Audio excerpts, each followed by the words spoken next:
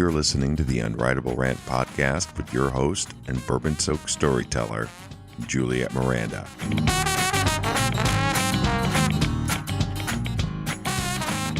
Well, hey there, y'all. It's Juliette Miranda, and welcome to episode 260 of the Unwritable Rant podcast. My bourbon-soaked story for you today is about broken heart cures and forgivable felonies. But first, y'all, I need a little bit of bourbon. Cheers. Whew. Oh. It's funny, y'all, something crazy about living down south.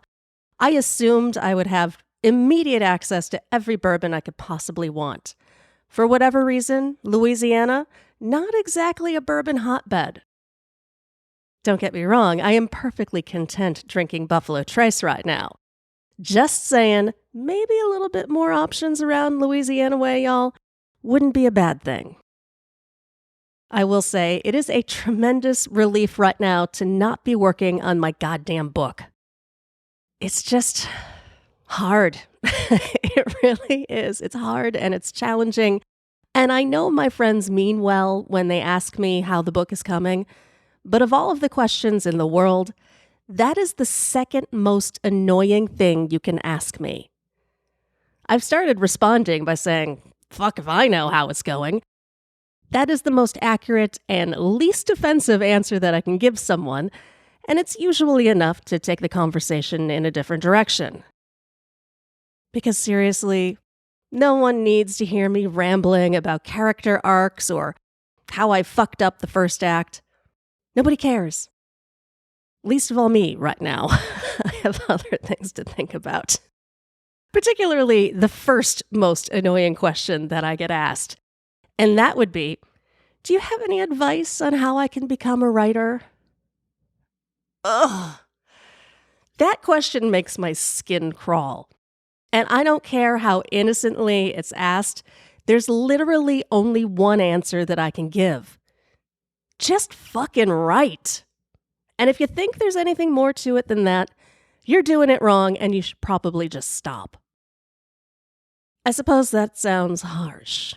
But it's meant to, because the person who asks me that question is probably also the same person who makes a New Year's resolution to learn how to cook. They'll buy 20 cookbooks and $500 in kitchen gadgets that will never be used, and within a week, return to their takeout and frozen food because holy fuck, this all seems like a lot of work. I hate to break it to them, but there's no quick start guide to accomplishment. If there's something you need or want to do, just get in there and do it and skip the bullshit. And that is the extent of my life advice. Skip the bullshit. I mean, unless you like bullshit, in which case, have at it. Some people just get off on bullshit the way others do drama. I wish I could say I'm not someone who gets off on drama, but 259 episodes of this podcast demonstrate otherwise. I will say that although drama is often the end result of my choices, it's never my goal. What I'm after is usually something much bigger, like charity or, diabolical retribution. Take this past holiday, for example. A girlfriend of mine has been going through a bit of a rough time lately. Now, for this story, I'm going to call her Honey, but to be honest, she reminds me a little bit more of blue cheese than she does honey. And I mean that in the best way possible. She's a woman who stands out as a bold and occasionally divisive personality. But if you love her without reserve, and that's how I feel about Honey. She is, for all practical purposes, my New Orleans Crazytown counterpart. And the poor gal has been going through a very nasty breakup. Although I really hate to call it that. Do adults still break up with each other? Is that even a thing once you're past 50? Ending a relationship is so much more complex, regardless of whether you were married or not. Honey and her boyfriend had been together for 2 years, and although they maintained separate living spaces, their lives were very much entangled. She caught him cheating on her with a barely bleeding 20-something, which wouldn't really have bothered Honey so much if only he'd been upfront about the whole thing. It's not that she wanted an open relationship, but Christ, we're all adults here. She's confident enough in her own skin to acknowledge that, well, some dudes may just have their heads turned by a janky dancer at Rick's Cabaret. Sometimes sex is just sex, nothing personal. But no, this was very much personal. Honey discovered their affair via Instagram when the little dancer tagged the guy in a series of posts featuring piles of designer brand shopping bags and a big thank you to Daddy. That wasn't especially accurate considering the money for her treats was lifted directly from Honey. The guy denied everything when she confronted him, but the trail of body glitter he left in the drain made it very difficult to believe him. Honey gave him the boot and has spent the last several months revising emergency contact information and prying the strippers' fingers out of their joint bank account. It has been an ugly, angry battle, one that left Honey really rather depressed. Because seriously, we're too old for this shit. Which is where I come in. Of all the so-called broken heart cures, booze is my personal favorite. And one day before Christmas, I decided to take Honey out for what I like to call a Louisiana lunch. This is a curious tradition that, when I first moved to New Orleans, seemed excessive, but after 2 years now, it seems completely normal. There is food involved in a Louisiana lunch, let's get that straight first. But it is a long, lazy meal, usually on a Friday. It starts around noon and stretches until 4 or 5, and it includes 2 or 3 courses of food accompanied by 5 to 15 courses of booze. By mid-lunch, Honey and I have already knocked back 4 Sazeracs and a bottle of wine, and we're in the process of ordering a second bottle when she pushes away her redfish almondine to give me an update on why her ex is such a filthy fucking scumbag. As her friend, I am sympathetic and outraged on her behalf.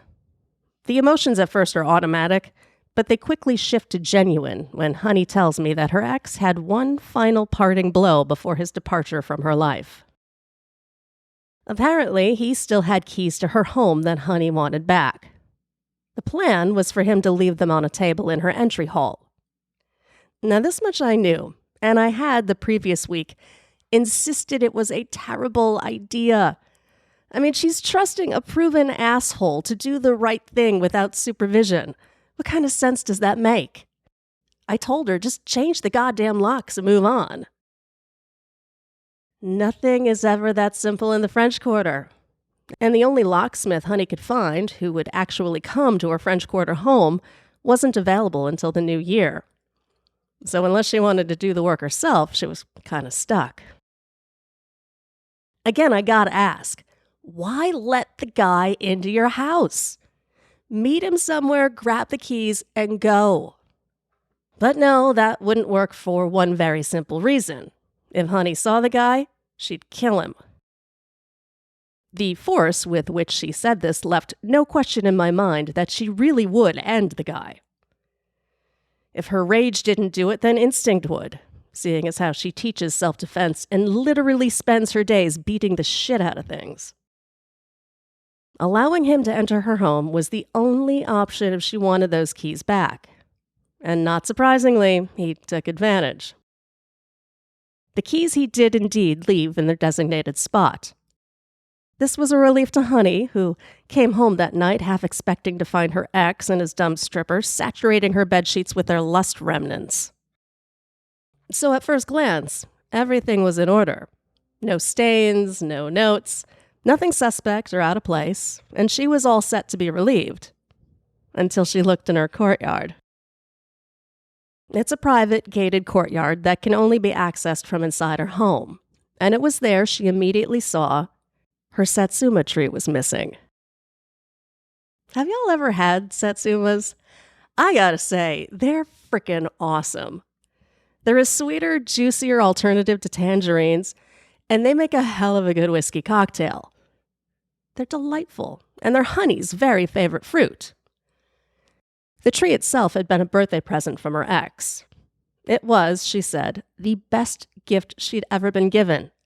And despite her feelings about her ex now, she'd been looking forward to the tree blooming in the spring. Because who doesn't love satsumas? But all that remained of her precious tree was a ring of dirt and a few faint tread marks from the dolly her ex had hoisted the planter on before carting it off. Now, I once sacrificed a giant beloved cactus to an ex back in Los Angeles, so I could understand Holly's anger as she sat there weeping and wailing into her lunch. She's all, "The balls on that motherfucker, the fucking balls." Balls indeed. He knew very well taking that tree would decimate Honey, which I would have understood if she had been the one cheating on him. Revenge is sweeter than any fruit I know, but all Honey had ever done to him was cut off his money source, and that wasn't exactly unreasonable. Hell, she hadn't even demanded payback for all the shit he bought for his little trollop with Honey's money. So my initial instinct is to Godzilla up and fuck this guy where it'll hurt.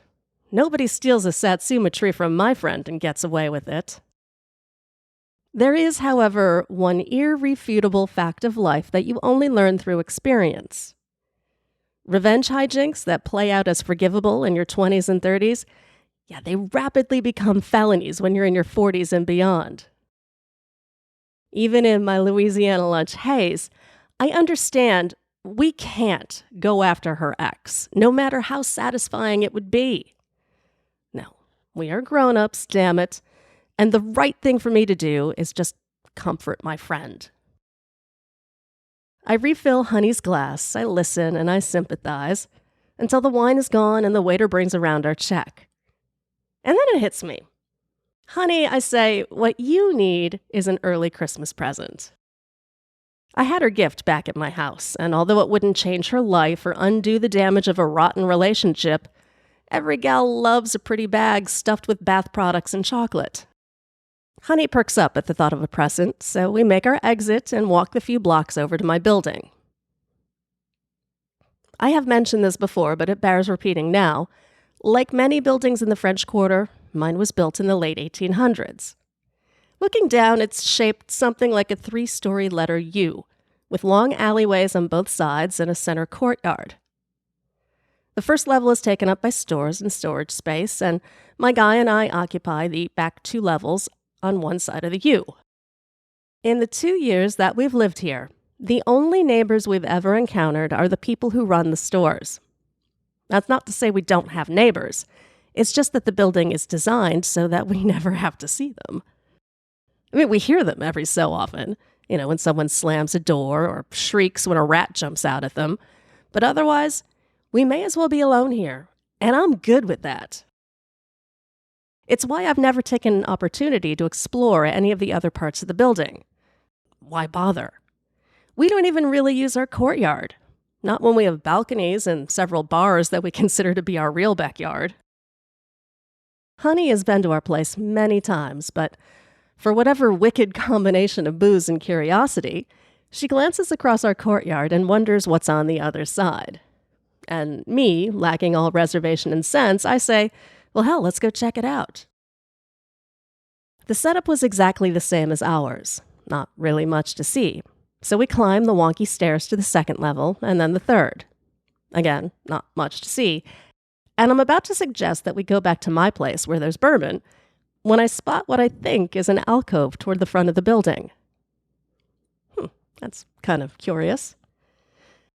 As I move closer, I realize that it isn't an alcove at all, but a very steep stairwell leading to an exceedingly narrow door.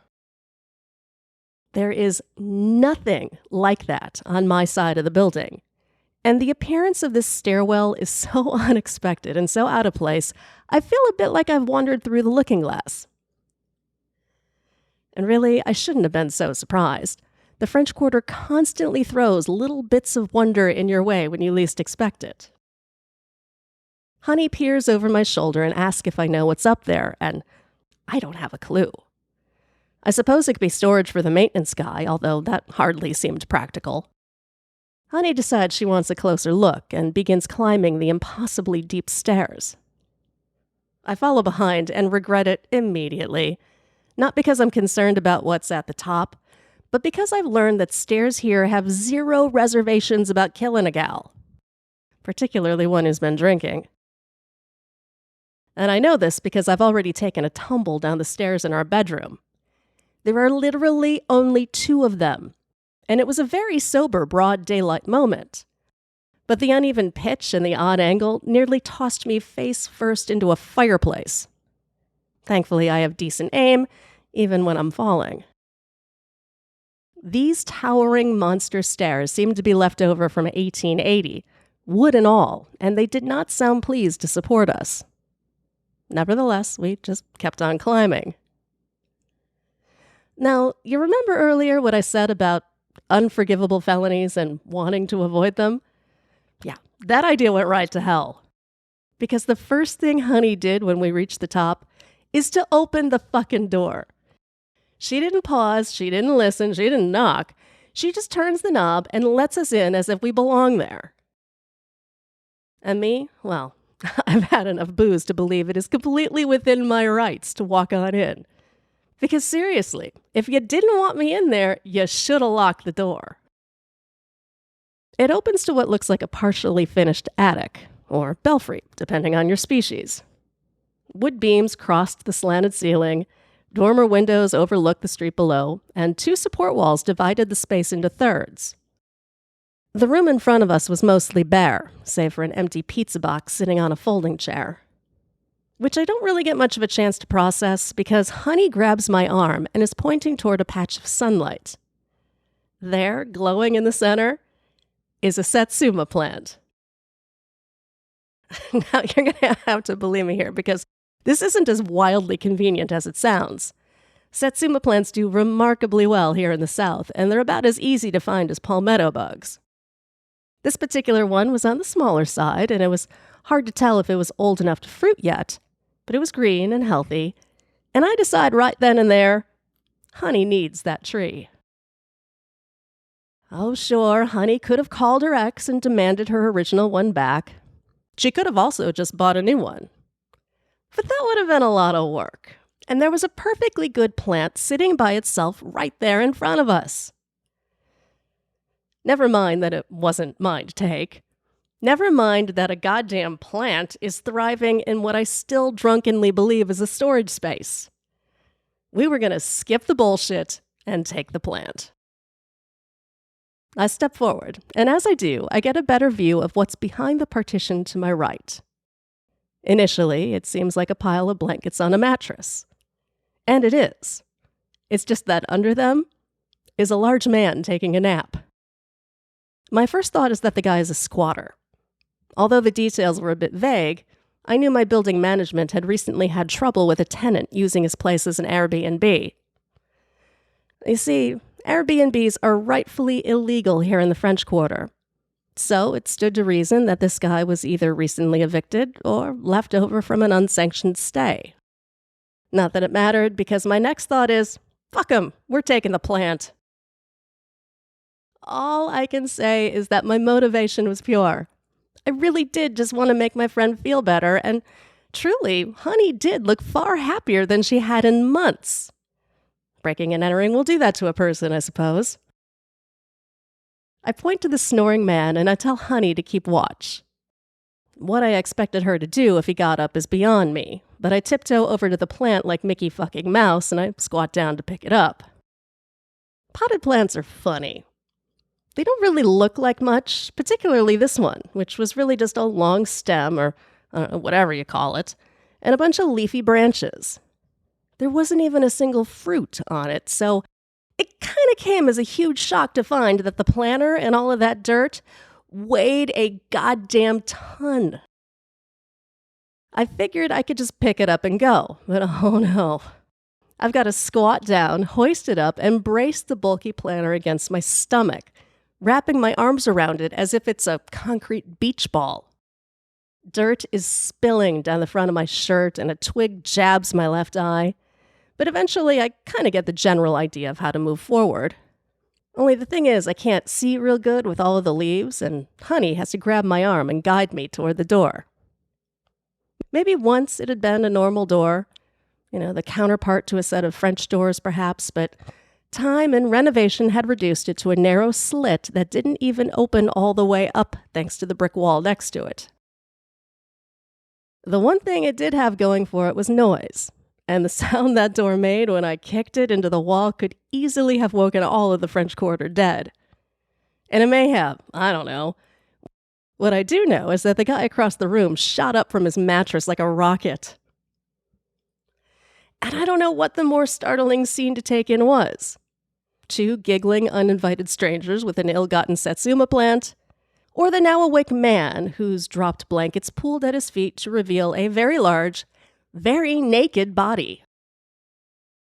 His belly quivers as he yells an angry stream of obscenities that essentially amounts to, "Drop the plant, bitches, or I'm calling the cops." My self-preservation instincts are strong enough to override the bottle of wine I'd ingested, so I consider halting our heist. But honey, she has no such reserve, and she pushes me forward, insisting that we make a run for it. We half run, half ski down the stairs and stumble as best we can to the next staircase, this one leading down to the courtyard.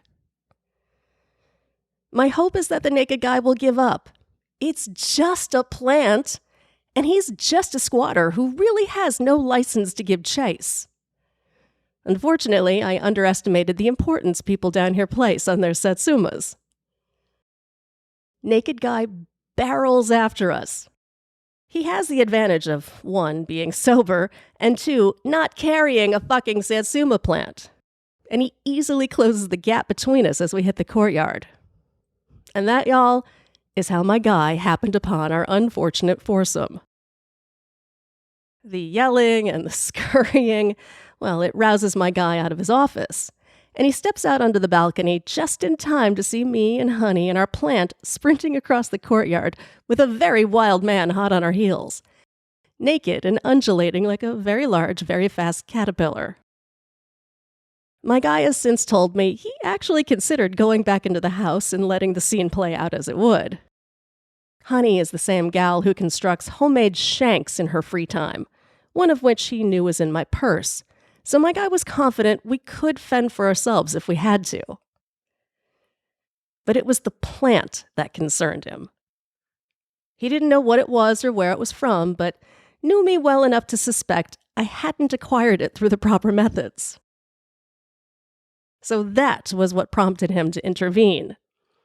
He charges into the courtyard and inserts himself between us and the angry wonderland caterpillar.